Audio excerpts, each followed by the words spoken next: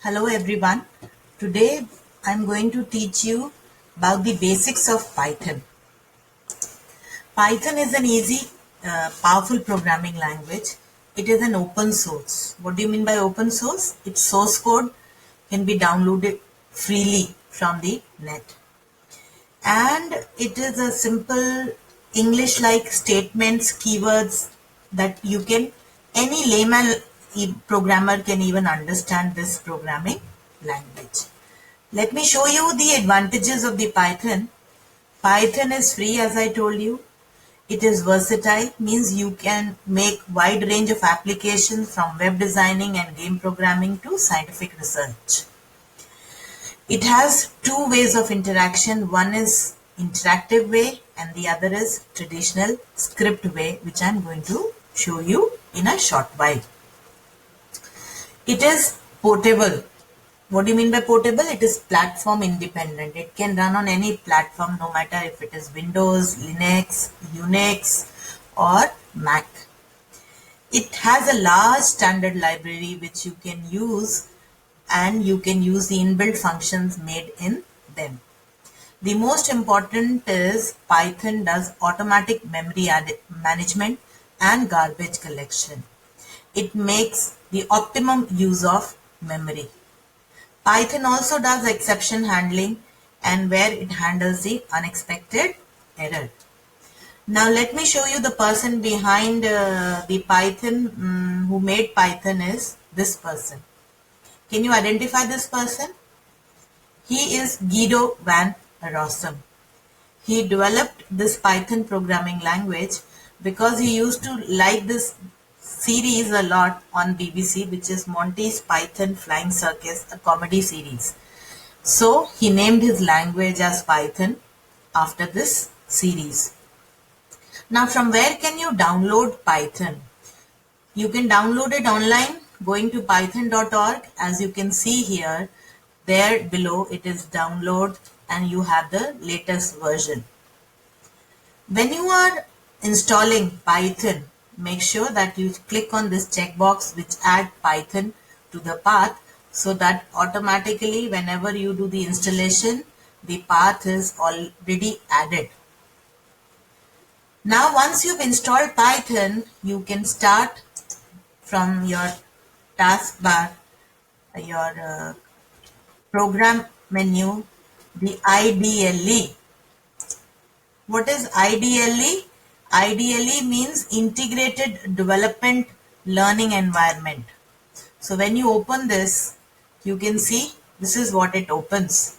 Now this is an Python prompt, 3 greater than sign. It is an interactive mode. What do you mean by interactive? If you say 3 plus 5, you will see the answer then and there. Now you can have options, configure IDLE, and you can change certain menus, items there, settings there. Supposing if I want to change the text font size, then I'll say 22, apply and OK. So see, the size of the font has increased. You have various other settings where you can try them. So this is the interactive mode that we are talking about. But if you want to have your program saved forever on the hard disk, then you need a editor, a text editor where you can type the programs and can later on refer to it. So you go to File and go to New File. Now what is this mode called as? This is called as script mode. Like you open a file in a Word and it says untitled. Same way it is untitled, and you write any program here. For example, A is 3, B is 6, C equals to A plus B. Now you save the file by saying File Save, and you give any name to it. Let me give Pooja 3. Now you don't have to give the extension. The extension .py is by default taken, and it will save in your default directory from where you are launching your python.exe. So let's save the content. So can you see now from untitled it is puja3.py. Now you have to run your Python program. So go to the run and the run module. Run module does two-in-one job. It saves the file also and it helps you to run the program. And you can even press the shortcut key F5 to run. So let's run the program. So did you see anything over there? No. Why? Because A, B, C are all the variables that are being created in the memory, that is your RAM. Until we don't print it on the screen, we will not see the output. Is that clear? So to print it on the screen, we will write print function.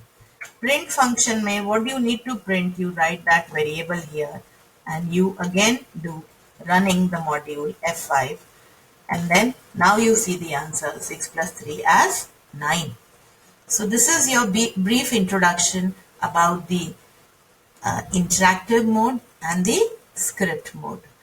Now let's go back to our PPT. Now, so we have seen the interactive mode.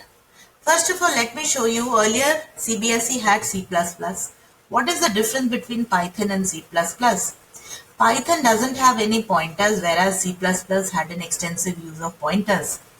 Python does automatic memory management and garbage collection, whereas programmer's intervention was required in C++ to do so. Python is a high-level language and C++ is also a high-level language. Since machine understands binary language, zeros and ones, so you need to convert your high-level language to machine code. So you need language translators. Now there are two types of language translators. One is interpreter and the other is compiler. What is interpreter? Interpreter does line by line conversion. So if you have an error at one line, it will not go to the next line till you solve that error. Whereas compiler will compile the program in one go, and if there were 10 errors, will show you all together. And you will have to rectify them to compile it again. So Python requires an interpreter. The code in Python becomes very small and it is lengthy in C++. As we know, we have already discussed this platform independent. You can run it on any platform, whereas C++ is not. And you have interactive mode available here, which is not there in C++. So just now we have seen the interactive mode where you can see the answer instantly. This is an example where you can see the Python prompt with 3 greater than sign. And this is the script mode.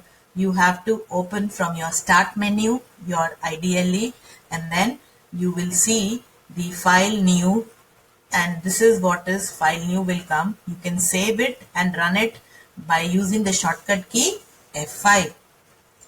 Now next is what are variables? Variables are a named memory location. What do you mean by that is, if you want to store a variable, a value 3, so supposing you took the name of the variable as A, assign the value 3.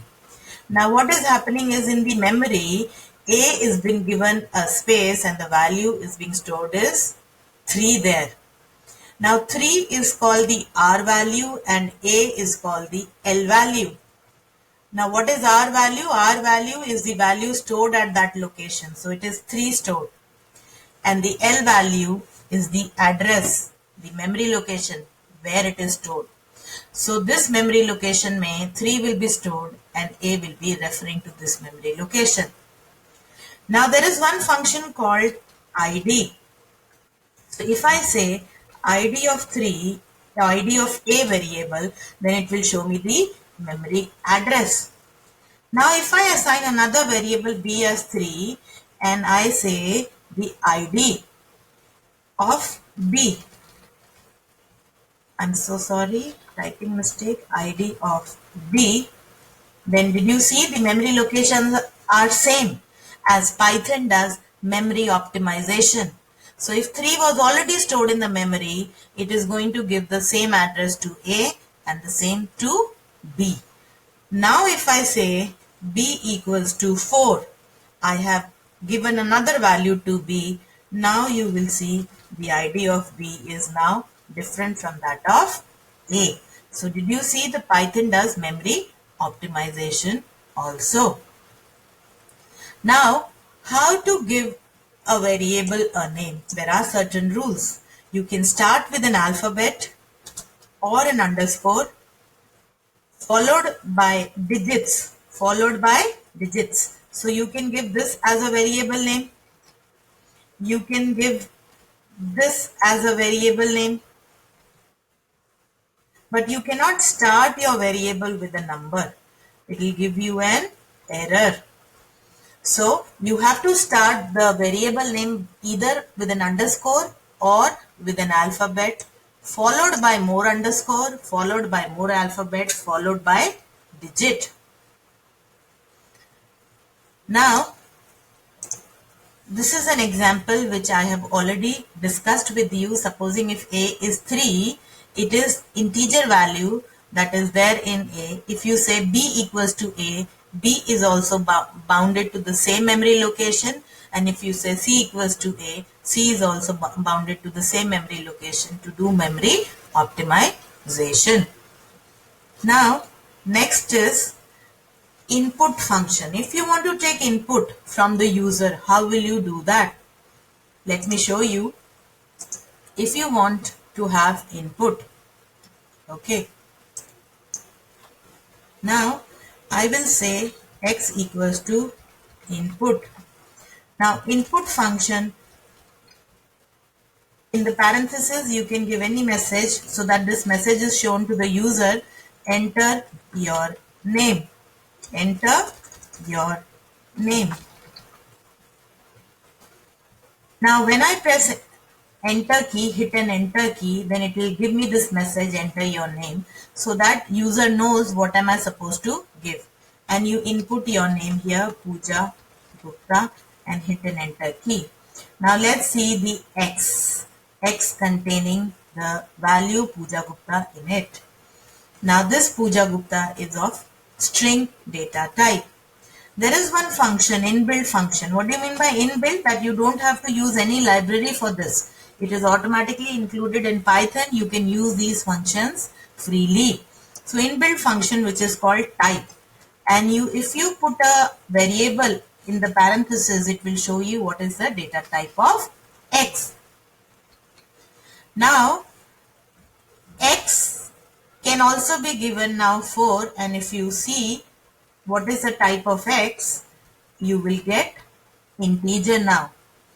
So it is dynamic typed language. That means you can change the data type of X any moment. Whereas in C++, before using a variable, you had to tell what type of a data it will be storing. If you declared it is an integer X, you can only give integer values in it. You cannot give a string to it.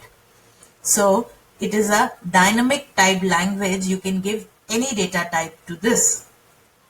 Now, if you want the command, previous command that you have typed to repeat again, then you keep on pressing Alt P. All the commands which you have typed on the interactive mode will keep coming. And P means previous, and if you want to go down, Alt N. Alt N. Alt N means next.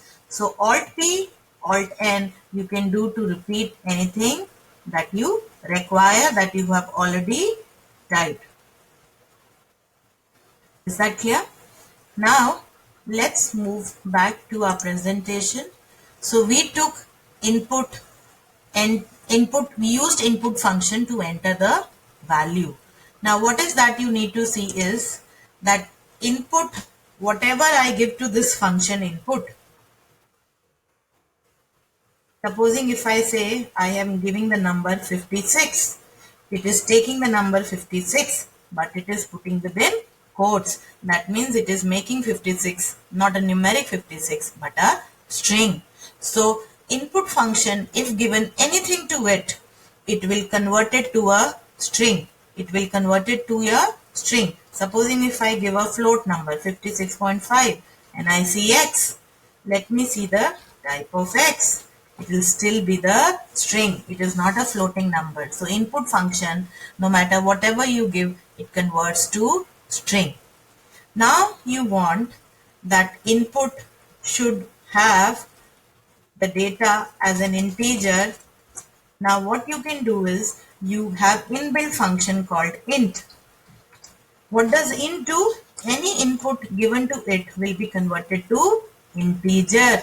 Now if I hit an enter key and I say 45, I print x and I see the type of x, it will show me x is integer. So if I want it in float, I will write here float of input the value, and then when I give 45.6, the x and the type of x will be float. Is that clear? So you can use this inbuilt function int and float to convert your data accordingly. Now there is one more function for inputting, and that is eval. Now what does eval requires as an argument? Eval requires a string as an argument. So if you say eval, let me adjust this so that you can see it clearly. If you say eval, so x equals to eval, now you put input and you say enter. Now eval function requires a string as an argument, and what do you already know, okay, input takes anything into it and it converts it into a string. So input function is giving eval a string. So let me enter the value as 4. So it will be evaluated as numeric 4. It will be evaluated as numeric 4. If I say what is the type of x? Now let me repeat this function again, and if I say 5.5, eval will convert it to a floating number and the type of x will be 5.5 floating. So eval is a dynamic function. What you can do is, instead of writing eval, you can write an expression also. What kind of an expression? For example, if I say b is 5, a is 6, and I say x equals to input, eval input, and I give an expression here that x is the b variable plus the a variable minus 2. So what is 6 plus 5 minus 2? 6 plus 5 is 11, and minus 2 will give you what? In the x variable, 9.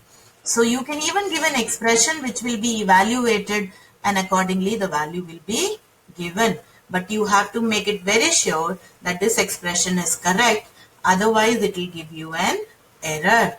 Whereas input function, if you use all alone, whatever you might give, it will not see what is there and will not evaluate. It will convert everything to a string format. The next function, so these are the two main functions for inputting. One is input and the other is eval. Now the next function is print, and print function we have already seen prints any particular thing. Now you can even print a message, my name is, and this message will be printed. And let me take a variable and I say S is Pooja, and let me repeat this statement again, my name is S. So print is going to print my name is S, variable value is Pooja, so it will print my name is Pooja. So you can print a message in the print statement along with the variable. There are more things in the print that you can do, like the separator and the ending. I will tell you later on. Next are the comments. How can you give a comments? What are comments? That is ignored by the Python and will not be executed. It is just for the end programmer's info, that I want to have something, an information for myself. So if I put a comment and I say, can you see this never got executed? Let me show you a file, new file, and let me show you a comment. It's an internal documentation for the user, for the programmer to know what this program is doing. This program is finding sum of two numbers. If I have written a comment and I'm saying a equals to 3, b equals to 5, c equals to a plus b, and print c. Now I'll save this file by pressing F5 key. It will ask me to give a name. Let me give the name as Pooja4, save it, and it will run it. So did it execute this command? No, it is for myself to know, the programmer, what is this program doing. Now if you want to have comments that goes on to the second line, that program made by Pooja Gupta. Now you want to make this line also a comment. Either you put hash in front of every line, or there is a way to give multi-line comment. So hash is a way of giving single line comment. Single line ko you want to make it a comment, give it a hash. And if this line also you want to make it a comment, give it a hash. So these are single line comments. But there are multi-line comments which are triple quotes. Triple can be triple single quotes, or it can be triple double quotes. So this is a multi-line comment and will not be executed and will show you the answer as same. So there are two types of comments, single line and multi-line comment. I hope it is clear. Now let's move to the next slide. So single line and multiple line we have already done. Now what are the data types allowed in the Python? The Python data types that are allowed is numeric. In the numeric you have integer, float and complex number. Now what are complex numbers? Let me show you what are complex numbers. Now you must have done in mathematics the real and the imaginary portion. The same way you can do it here. The iota is referred as j. So the imaginary portion ko you will be writing j. So if you say what is the type of a, it will show you it is a complex data type. If you say what is the type of a, it is integer. If you say what is the type of a, now it will say it is floating. So these are float, integer and complex data type that you have. Next is dictionaries. I'll be talking about this later on. Next is Boolean. What is Boolean? It is true or false. It is true or false. Supposing if I say is I take a variable a value 3 and I say is a equals to 4, is 3 equals to 4, it will give me false. And if I say a equals to 3, it will give me true. So true and false are your Boolean values. Okay. Set also is not in our CBSE syllabus and I'll be discussing it later on. And the sequence data type, you have strings, list and tuples. I'll be covering them independently in each of my videos. Now let's move to the selection conditional statement. There are actually three kinds of flow in a program. One is sequence. Sequence may where the control goes to the first line, then to the second line, then to the third line. And in the selection statement, a condition will be given. If the condition is true, the control will go to one course of action. Otherwise, it will go to another course of action. So the conditional statement in Python is given with if statement and we'll be discussing in detail. Now the third type of a flow is looping or iteration, and we will be using a for or a while loop to do that. Then the next type of a statement is a pass statement. Pass means which does nothing, but it is syntactically required to complete the logic.